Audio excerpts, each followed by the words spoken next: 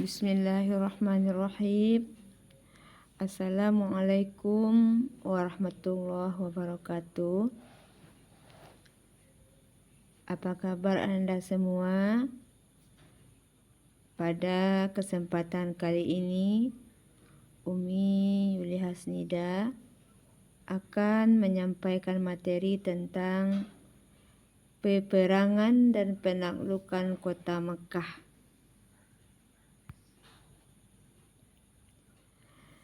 Ada beberapa peristiwa yang terjadi dalam penaklukan kota Mekah. Yang pertama adalah Perang Badar. Perang Badar terjadi pada tanggal 17 Ramadan tahun 2 Hijriah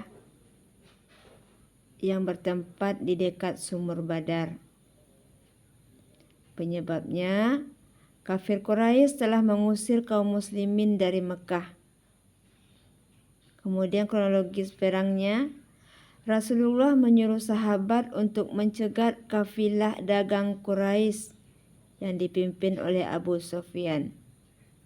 Rasulullah mempersiapkan 313 orang tentara dan kafir Quraisy menyiapkan 1.000 orang tentaranya. Perang tanding dari Quraisy diutus Utbah bin Rabi'ah dan Saibah bin Rabi'ah dan Walid bin Utbah. Sedangkan dari kaum muslimin Hamzah, Ali dan Ubaid bin Haris. Perang berkecamuk dan akhirnya dimenangkan oleh kaum muslimin. Pada perang tersebut, pihak Quraisy 17 orang gugur, yang diantaranya adalah Abu Jahal, serta 70 orang tawanan. Pihak Muslim waktu itu gugur sebanyak 14 orang sebagai syahid. Yang kedua, Perang Uhud. Perang Uhud ini terjadi pada bulan Sya'ban tahun ketiga Hijriah yang terdapat di kaki Bukit Uhud. Penyebabnya kekalahan Quraisy pada Perang Badar. Jadi ia merasa tidak senang, kemudian ia mengadakan kembali perang. Kronologi perangnya adalah Abu Sufyan mempersiapkan 3.000 orang tentara, sedangkan pasukan Muslim berjumlah 1.000 orang. Namun, di perjalanan Abdullah bin Ubay bersama 300 orang pengikutnya keluar dari pasukan Islam. Rasulullah menempatkan tentara pemanah di atas Bukit Uhud. Awalnya pasukan Muslim dapat memukul mundur kaum Quraisy. Namun pasukan pemanah tergoda dengan harta rampasan hingga diserang balik oleh kaum kafir. Pasukan Muslim mengalami kekalahan dan gugur sebanyak 70 orang, yang diantaranya adalah Hamzah. Yang ketiga, Perang Khandaq atau disebut juga dengan Perang Ahzab.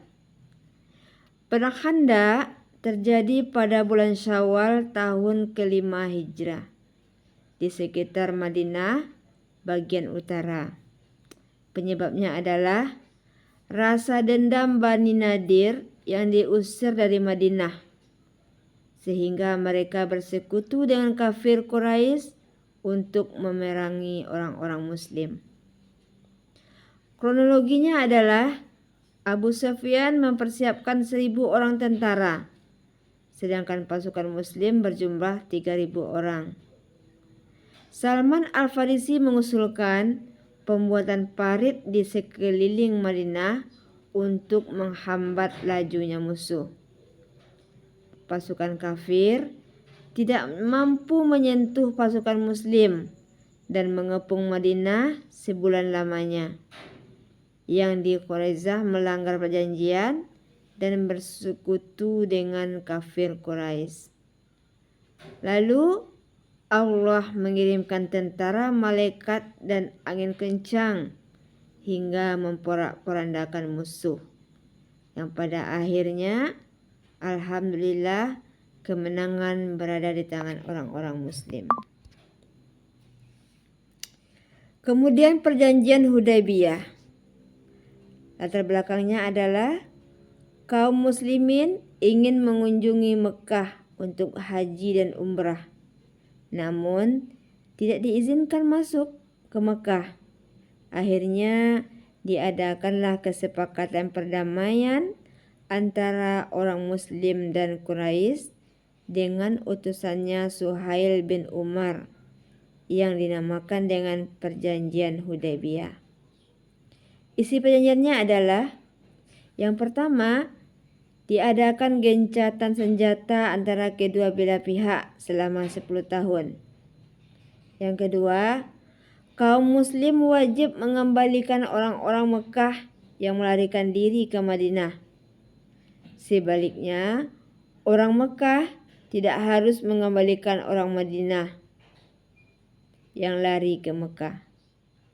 Kemudian setiap kabilah dibebaskan untuk bersekutu dengan siapapun, baik Rasulullah maupun orang-orang kafir Quraisy.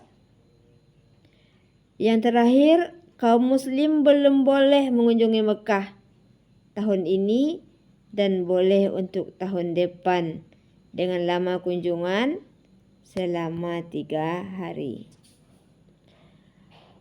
Apa manfaat dari perjanjian tersebut? Yang pertama, bebas dan menunaikan agama Islam. Yang kedua, tidak ada lagi teror dari Quraisy. Kemudian yang terakhir, mengajak rekan-rekan kerajaan keluar untuk masuk Islam. Hasilnya, perjanjian Hudaybiyah ternyata dilanggar oleh orang-orang kafir, orang-orang Quraisy. Kaum muslimin bisa membalasnya dengan penaklukan kota Mekah atau Fathul Mekah tahun 630 Masehi. Fathul Mekah itu terjadi pada tahun ke-8 Hijrah. Penyebabnya, kaum kafir Quraisy melanggar isi perjanjian Hudaybiyah dengan memerangi Bani Khuza'ah yang merupakan sekutu dari umat muslim. Kronologinya, Rasulullah berangkat ke Mekah dengan membawa 10.000 orang pasukan.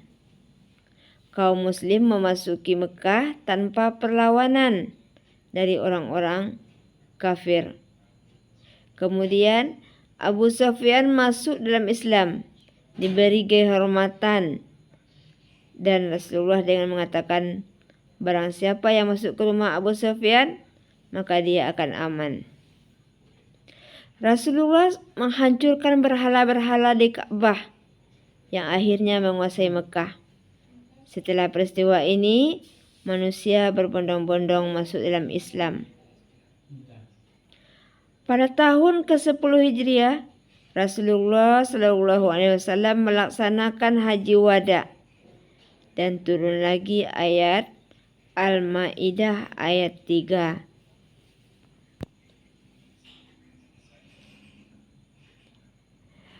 Dan Rasulullah SAW menghembuskan nafas terakhir beliau pada tanggal 12 Rabiul Awal tahun ke-11 Hijrah. Demikianlah Ananda. Mudah-mudahan video ini dapat diambil pelajaran yang bermakna dan dapat diamalkan dalam kehidupan. Wabillahi taufiq wal hidayah. Assalamualaikum warahmatullahi wabarakatuh.